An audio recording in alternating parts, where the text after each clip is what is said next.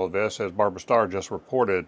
This is a moment when the White House has to be, a general quarters, mobilizing the international community, especially our main co-partner here, Angela Merkel in Germany, but others in Western Europe, to make it very clear to Mr. Putin that if he does move like this, there are going to be consequences, starting with economic consequences, and we need to start laying those out pretty darn fast.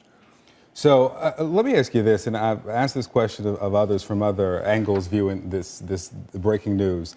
Is there any scenario in which you see that the Crimean region, which wants to, many of the people who live there have an affinity towards Russia, will be folded into the Russian Federation, and what's left will become Ukraine legally, beyond just what we're seeing now, that the Crimean region will move back into the Russian Federation?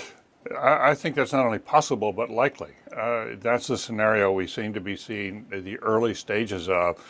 As you know, there is a vote now scheduled in Ukraine on March 30th that they could establish a breakaway state. Now, whether it would be recognized by the government in Kiev is a different question.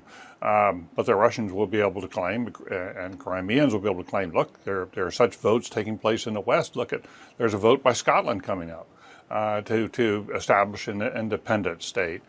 So they can claim there's a lot of precedent. But I think the larger issue is this now. The president has two major, I think, objectives here. One is to ensure that international law and norms are respected, and that is you don't invade the sovereignty of another country, where the Russians are perilously close to doing.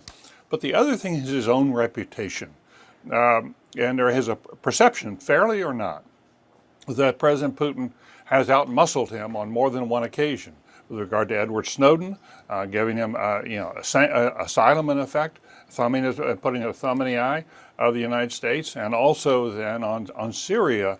And the president does not want to look as if he's issued yet another red line, yet another warning, and then nothing happens. As one expert put it the other day, you can't bring a baguette into a knife fight. And Putin is carrying a knife.